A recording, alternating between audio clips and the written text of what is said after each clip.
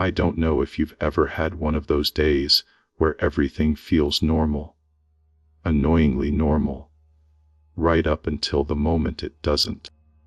Like you're just doing errands, thinking about groceries and bills, and whatever dumb text you forgot to reply to, and then the world flips a switch, and suddenly you're in a story you would have rolled your eyes at if someone else told it. That's what these are. 3 blizzards, 3 different winters. 3 times I learned the cold isn't the scariest thing that shows up when the snow starts falling sideways. The first one happened on what was supposed to be the most boring drive of my life. I was heading out to a small town to help a friend's dad move some furniture.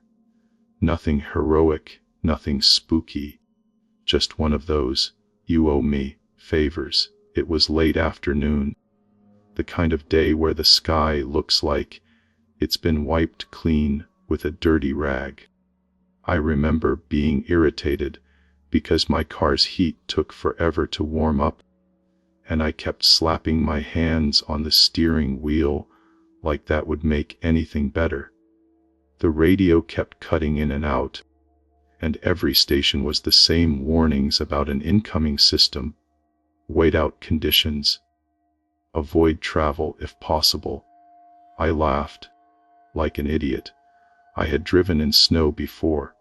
I told myself it was just local news being dramatic. You know that feeling when you see the first real flakes hit your windshield, and there's this tiny part of you that goes, okay, this might be a thing. That was my first sign. At first it was gentle, almost pretty, like the world was just shaking out a sheet.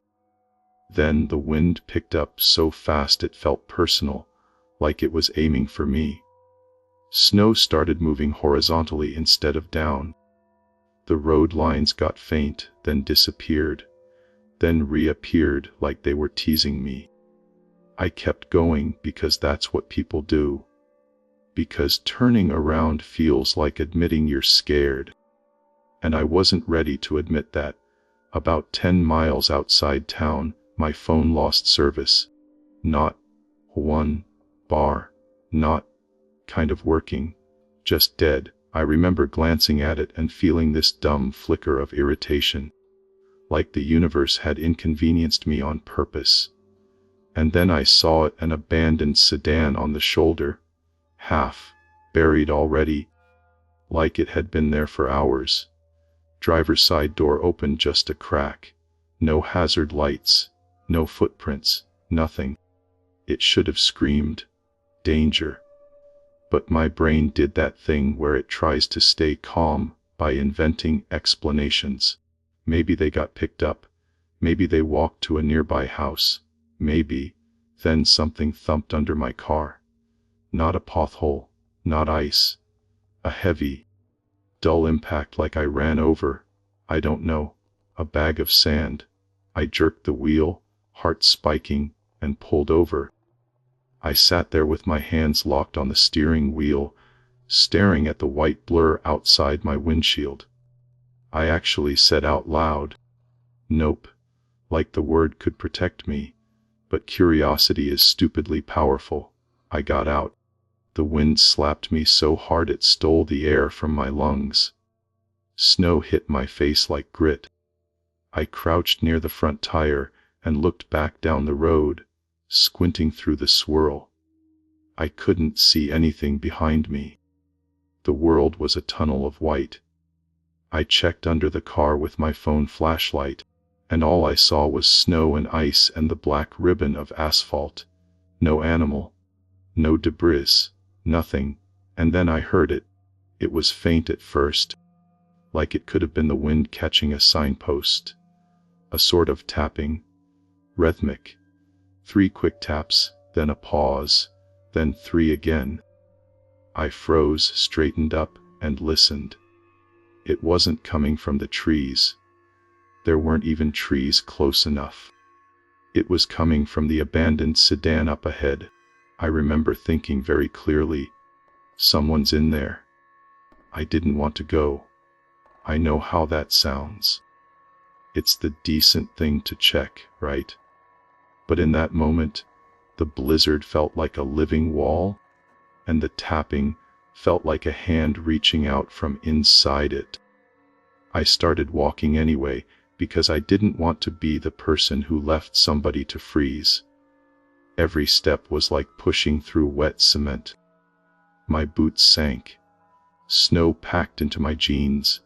I kept my eyes on that sedan like if I looked away it might not be there when I looked back.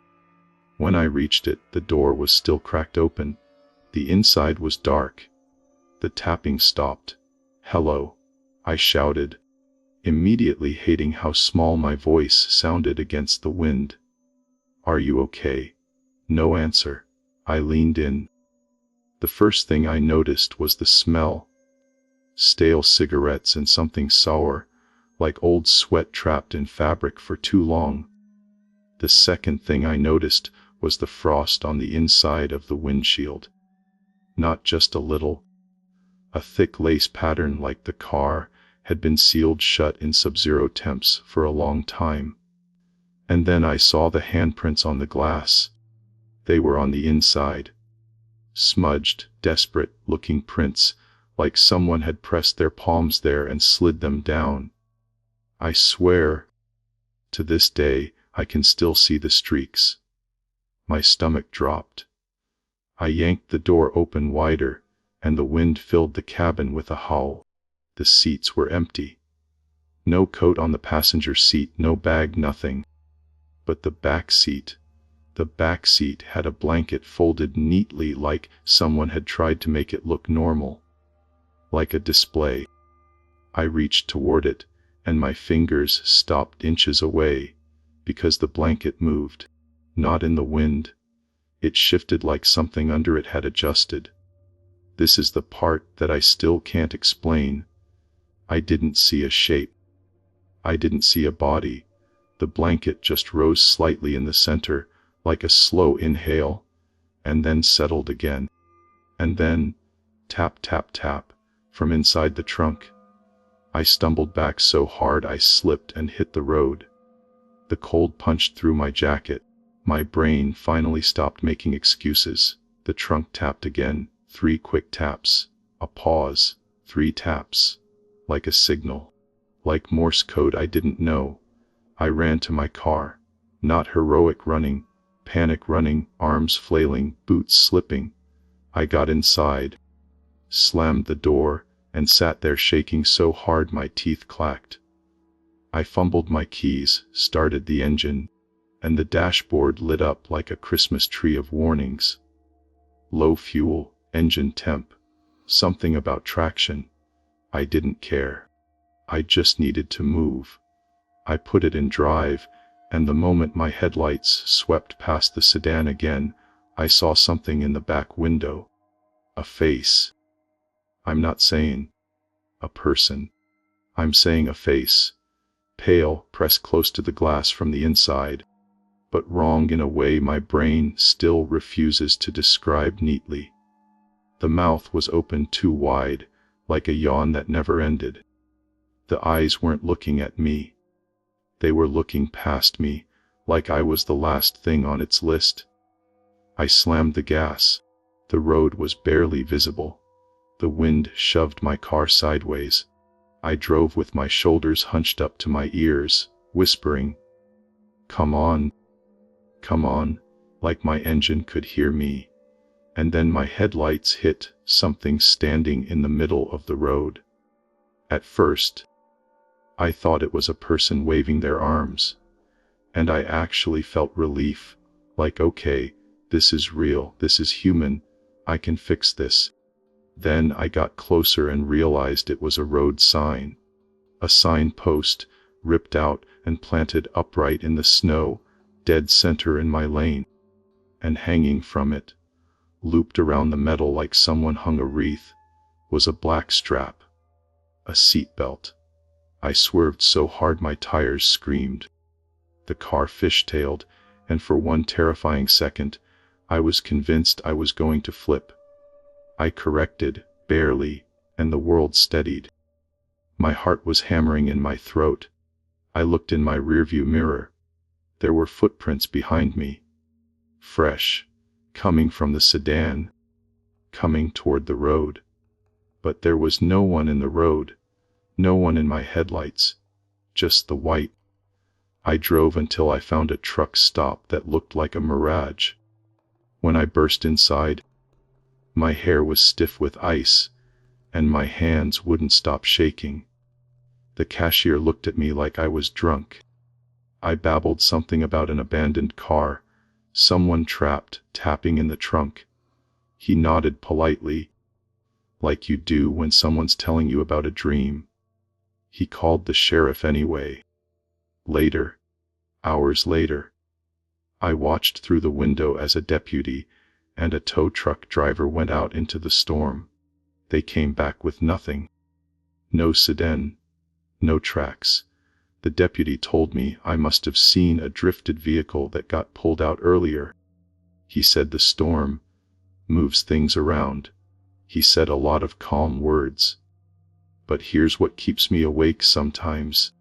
On my way home the next day, after the storm cleared, I passed that stretch of road.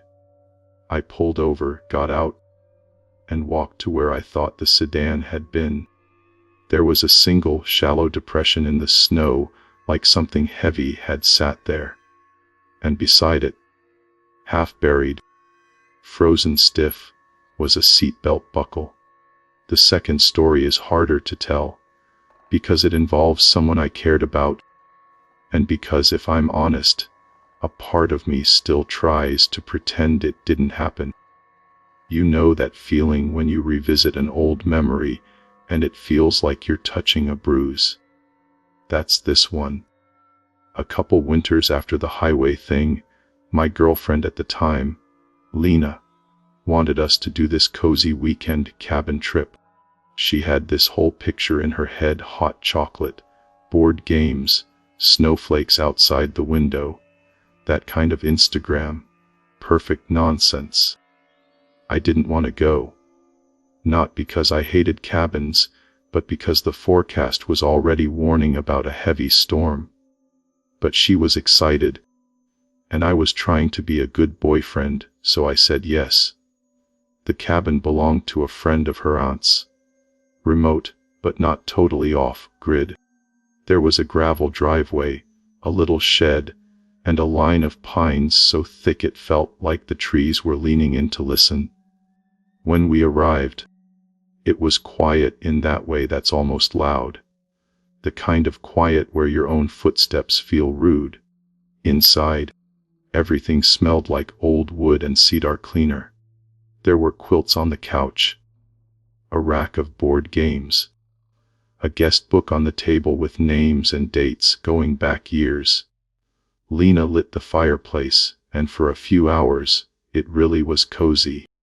The first sign wasn't dramatic, it was dumb. The guest book was open to a page we didn't turn to. I noticed because I'm the kind of person who absent-mindedly reads that stuff. The page was dated 2 winters earlier, and the handwriting was messy, rushed. It said, "If the snow comes, don't follow the knocking. It isn't lost hikers. It learns your voice." I laughed. I actually laughed and showed Lena like it was a cute, spooky joke someone left to freak out guests. She smiled, rolled her eyes, and said, "Okay, creepypasta." Then she closed the book and shoved it under a stack of magazines. That night, the wind started around midnight. At first it was just a low moan, like the trees were complaining. Then it ramped up into something sharper, a whistle that moved around the cabin like it was testing the windows. I woke up a few times and checked my phone. No service. The cabin had Wi-Fi, but it was spotty, and by 2 a.m. it was gone completely. Around 3 a.m. I heard the knocking. 3 knocks, slow, heavy, like someone using their knuckles on the front door. I sat up in bed, instantly awake, and looked at Lena. She was still asleep, face turned into the pillow. The knocking came again. 3 knocks. My brain did the rational thing first. Maybe a branch, maybe the wind. But it wasn't random. It had a pause between sets, like someone waiting for a response. And then, this is the part that made my skin prickle. There was a faint voice outside. Hello. It sounded like a man, muffled by the storm. Distant but close enough to be right outside the door. I held my breath and listened. The voice again. Hello. Please. Lena stirred. What is it? She mumbled. There's someone outside. I whispered, already swinging my legs out of bed, before I could think. I don't know if you've ever experienced this, but there's a specific kind of fear that shows up when you're half awake in a strange place. Everything feels slightly wrong, even before anything actually happens. I grabbed a flashlight from the nightstand and walked to the living room. The cabin creaked under the wind, like it was flexing its joints. The knocking came again, louder now, and I jumped. Lena padded in behind me, wrapped in a blanket. It's probably someone stuck, she said, sleepy but concerned. I approached the front door and looked through the peephole. White, just white, snow smeared across the glass like frosting. I couldn't see anything. Who is it? I called. There was a pause, like whoever it was thinking. Then the voice said very clearly, it's me. Not, help. Not, we're stranded. Not a name. Just, it's me. Lena frowned. That's weird. I put my hand on the doorknob anyway. I don't know why. Some stubborn part of me wanted to prove it was normal. Wanted to be the guy who helps. Then the guest book message flashed in my head. It learns your voice. I let go of the knob like it burned me. No, I said, more to myself than to Lena. We're not opening it. The voice outside got closer to the door, like it had leaned in. Open up, it said. The tone changed. Less pleading, more familiar, like someone practicing. And then it said Lena's name. Lena, open up. Lena's face went blank. How would they know my name? I didn't answer because my mouth was suddenly dry. I took the flashlight and shined it at the bottom edge of the door, where a thin line of light leaked out onto the snow, and I saw a shadow move across it, not feet, not legs. A low, sliding shape, like something crawling without lifting itself. The shadow paused as if it knew I was watching. The knocking stopped. We backed away from the door. Lena clutched the blanket to her chest. The storm hammered the roof. And then, from somewhere behind the cabin, near the bedroom window, we heard tapping on glass. 3 taps. A pause. 3 taps. Lena whispered. That's not the wind. I wanted to tell her it was. I wanted to say, it's fine. It's just branches. But the windows were too far from the trees, and the taps were too clean. We turned off the lights. We sat on the floor by the fireplace, backs against the couch, like kids hiding from a thunderstorm. I kept the flashlight in my hand and a fire poker across my lap, because I didn't know what else to do with my hands. The tapping moved. It went from the bedroom window to the kitchen window. Tap, tap, tap. Pause. Tap, tap, tap. Like it was circling the cabin, checking each side. Then it spoke again, right outside the wall, not at a window, just outside close. Let me in, it said, and then it laughed. I swear. To this day, I have no idea what kind of throat makes a sound like that. It wasn't a normal laugh. It was like someone heard laughter once and tried to recreate it from memory. The rhythm was wrong. The breath behind it was wrong. It made Lena start crying, silently, her shoulders shaking. I did something stupid. I stood up. I don't know if it was adrenaline or anger, or that male brain impulse to confront things. I walked to the kitchen window and yanked the curtain aside. A face was pressed against the glass. Not frosted, not blurred. Right there. Inches from me. Pale skin, eyes too wide, lashes crusted with ice. And the mouth was smiling, but it wasn't a human smile. The lips were pulled back too far, like the skin was tight. It stared right at me, and then it opened its mouth and spoke in Lena's voice. "Baby." Lena gasped behind me, and the thing outside tilted its head like it was listening for her reaction. Its breath fogged the glass in a perfect oval. I slammed the curtain shut and stumbled back. "Do not look," I told Lena. "Whatever you do, don't look." The tapping became pounding. On the walls, on the door, like fists, like something had gotten impatient. The cabin shook with each hit. Dust drifted down from the ceiling. And then, in the middle of it, there was silence. Not less noise, total silence. The wind stopped. The pounding stopped. It was like the entire forest held its breath. In that silence, a soft voice came from the front door again. This time it was my voice. "Hey," it said, using my exact tone, like it had been listening to me for hours. "It's okay. Open up, I'm right here." My blood went cold. Because I was standing in the living room.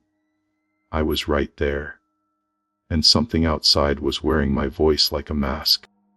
I didn't sleep. We huddled until dawn, listening for any sound. When daylight finally seeped in, the storm had eased. But the snow was piled halfway up the windows. We found the emergency radio in the kitchen drawer and managed to catch a weak signal. The ranger station told us the road wouldn't be plowed until afternoon. We stayed inside. We didn't look out the windows unless we had to. We didn't answer any knocks. When we finally left, when the plow cleared the driveway, we walked out together, gripping each other like we'd forget how to exist if we let go. The snow around the cabin was smooth, untouched. No footprints. But right in front of the door, pressed into the snow like someone had knelt there, was a shallow impression of a face. An oval with two deeper pits where eyes would be. Like it had been listening through the crack under the door all night. Lena refused to talk about it after. We broke up a few months later. And I'd be lying if I said the cabin didn't have something to do with it. Because once you've heard something mimic your voice in the dark, you start wondering what parts of you are actually yours. Sometimes, when the wind hits my apartment windows just right, I catch myself waiting for 3 taps. The third story, the third one, is the one I tell people if they think I'm exaggerating about winter. It's the one that makes my hands sweat even now, sitting here warm and safe. And the worst part is, it started with a job. I took a seasonal night shift at a small ski lodge one winter when money was tight. Front desk, graveyard hours.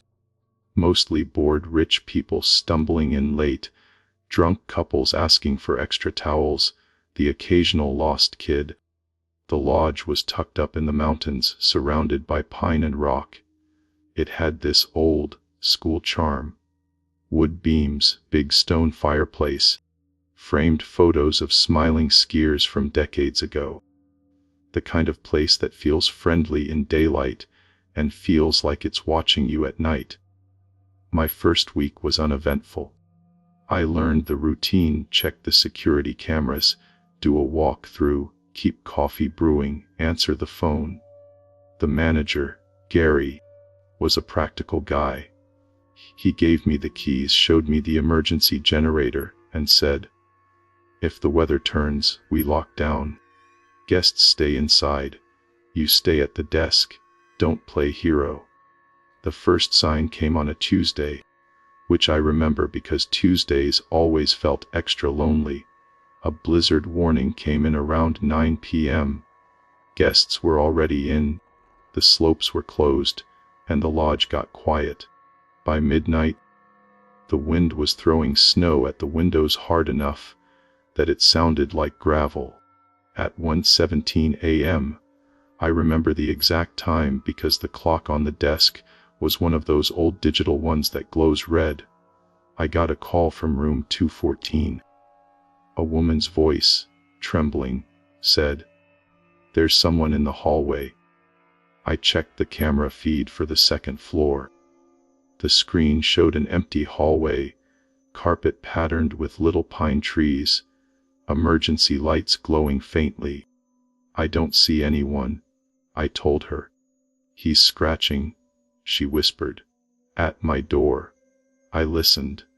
Through the phone, I could hear it, a faint, dry rasping, like nails, like something dragging along wood. "Stay in your room," I said, trying to sound calm. "Lock the deadbolt. I'm coming up." I grabbed my flashlight and the radio, and I rode the elevator up. The lodge felt different away from the desk. Too quiet, too many corners. The elevator doors opened onto the second floor, and the air was colder, like the heat didn't reach evenly. The hallway was empty. No footsteps, no shadows, but I could hear something. Scritch, scritch. It was coming from 214. I walked toward the door and stopped a few feet away. The scratching stopped. I lifted my hand to knock, then hesitated. You know that feeling when your body tells you, "Don't," before your mind catches up. That. I tapped anyway. "Ma'am." "It's the front desk." The peephole cover slid aside from inside, and I saw an eye. Wide. Wet. She whispered, "It stopped when you got here." "I don't see anyone," I said again, even though my own voice sounded unsure. Then, from the end of the hallway, near the stairwell door, I heard 3 slow knocks. Knock, knock, knock. I turned, flashlight beam cutting through the dim. The stairwell door was shut. The EXIT sign above it flickered. Another 3 knocks. This time from inside the stairwell. Like someone was on the other side. My rational brain said, "It's probably a guest. Maybe drunk. Locked out. But who goes into the stairwell during a blizzard at 1 a.m.? And why knock from the inside like that?" I approached. The door had a narrow window. I shined my light through it. The stairwell was dark. The motion sensor light should have been on if someone was there, but it wasn't. I pressed my face close and tried to see down the steps. And then something moved in the darkness. Just a shift, like a person stepping back. I saw the faintest outline of a head, and then it was gone. I backed away and returned to the desk, telling myself it was nothing. Telling myself it was just nerves. But the rest of the night, every time the wind slammed the building, I flinched. The next night, the blizzard got worse. Snow piled against the lodge like it was trying to bury it. The power flickered twice, and the lobby lights dimmed before snapping back. I checked the cameras obsessively. Empty hallways, empty lobby, snow whipping past exterior cams like static. At 2:03 a.m., the front doors, automatic glass doors, opened. No one was there. I stared at them from behind the desk as they slid apart, letting in a gust of snow and cold that swept across the lobby floor. They stayed open for a few seconds, then closed. I stood up slowly, walked toward them. The sensor shouldn't trigger unless something moved in front of it. I waved my hand. Nothing. I stepped closer. The doors stayed shut. Then, right outside the glass, I saw a shape. A person standing in the storm, facing the lodge. They were so still I thought at first they were a signpost. Snow clung to them, outlining shoulders, a hood, arms hanging down. I leaned closer, squinting. They lifted one arm and pressed a hand to the glass, and held it there. I could see the palm print as the warmth, or something, melted the frost in the shape of fingers. The hand was too big, the fingers too long. I stepped back, heart pounding. The person outside tilted their head like they were curious. Then they smiled. Not a normal smile. The kind of smile you see from far away and still feel in your stomach. I did what Gary told me. I didn't play hero. I locked the inner doors manually, grabbed the phone, and called him. It rang and rang until voicemail. I called the local emergency line. Busy. The storm had probably knocked things out. While I was fumbling with the phone, the person outside began tapping the glass. 3 taps. A pause, 3 taps. And then, muffled through the door, I heard a voice, calm, familiar. "Hey," it said. "Let me in." It was Gary's voice. My skin went tight. Gary was home, miles down the mountain. That was impossible. I backed away until my spine hit the desk. The voice came again, still Gary. "You forgot to lock the side entrance," it said, like it was scolding me gently. I froze, because earlier, during my walk through, I had noticed the side door by the kitchen was sticking. I hadn't told anyone. I hadn't written it down yet. It wasn't in any log. The voice continued, "It's okay. Just open up. I'll help you." And this is the part that still makes me feel stupid. I almost believed it. Not because I thought it was actually Gary, but because the human brain hates uncertainty. It wants to latch onto something familiar, even if it's a lie. I forced myself to look at the cameras. I pulled up the side entrance feed. The door was open, just a crack, moving slightly in the wind. I hadn't opened it. I hadn't gone near it since my walk through. My mouth went dry. I grabbed my flashlight and the fire extinguisher, because what else do you grab in a lodge at 2 a.m.? And I headed toward the kitchen hallway. The air back there was colder. The hum of the refrigerators sounded too loud. The side door was at the end, a narrow window showing nothing but swirling snow beyond. As I got closer, I heard something inside the walls. A soft shuffling, like fabric dragging along wood, like someone crawling through a space that shouldn't fit them. I stopped, held my breath. Then, from behind me, back toward the lobby, I heard my own voice. "Dude," it said, casual, like I was talking to myself. "Come on. Don't be weird." I spun around so fast my flashlight beam jittered. The hallway was empty. My own voice again, closer now, like it was right behind my shoulder. "You can't just leave me out here." I ran back toward the lobby, panic making everything blurry.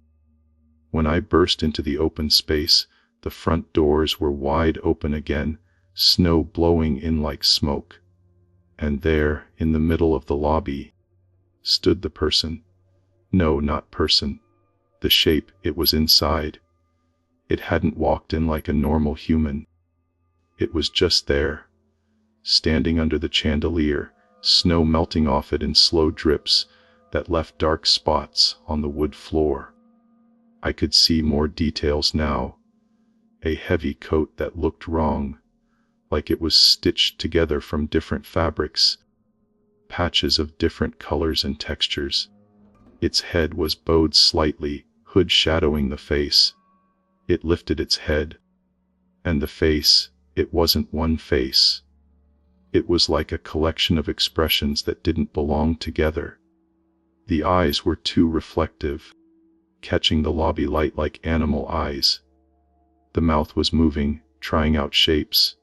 It spoke, and the voice slid between tones like it couldn't decide what to be. "Help," it said in a child's voice. Then, immediately, "Open up," in Gary's voice. Then, "It's freezing," in a woman's voice, the one from room 214. I felt something in me go cold and hollow. My knees wanted to fold. The thing took a step toward me, and its boot left a wet print that steamed faintly, like the floor was burning under it. I backed up. "No," I whispered. "No. No." It cocked its head like it didn't understand refusal.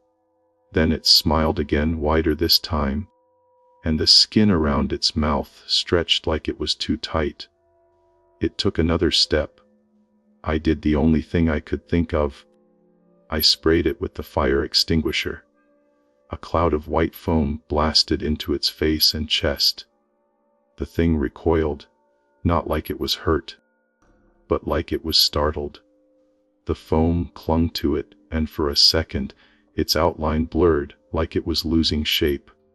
The lobby lights flickered. The doors slammed shut on their own, with a bang that shook the glass. The thing's voice snapped into mine again, sharp now. "Why are you doing this?" I didn't answer.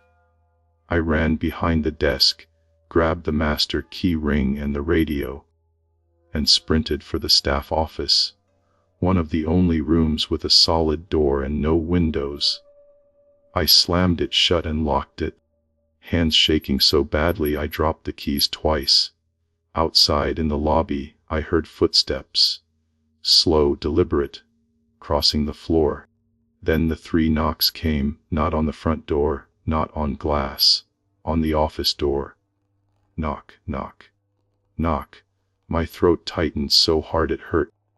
Then, soft and intimate, right on the other side of the door, my own voice whispered, "I'm already in here."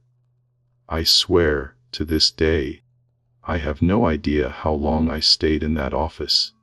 The radio crackled once with static, then died. The knocks moved to the wall, then the ceiling, like it was testing the room. At some point, the building went quiet again, and I sat there in the dark, listening to my own breathing and trying not to sob. Morning finally came, gray and weak. When I unlocked the door and stepped out, the lobby looked normal. No wet footprints, no foam residue, no open doors. Just snow piled against the glass, and a few sleepy guests coming down for breakfast like nothing had happened. Gary arrived around noon when the roads cleared. He listened to my story with that tight, polite expression people use when they think you're losing it. He checked the cameras. There were gaps, minutes of missing footage. He blamed the storm. He told me to go home and rest. I quit that day. And here's the lingering question, the one that sits in my chest like a stone. Later that week, I got a voicemail from an unknown number. No caller ID, just a message.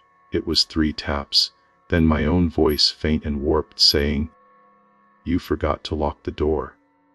And sometimes, in winter, when the wind hits my apartment just right and the building groans, I catch myself listening for a rhythm. 3 knocks, a pause, 3 knocks. And I wonder, honestly wonder, if the blizzard didn't bring something with it, if it just uncovered something that was already out there, waiting for someone to listen.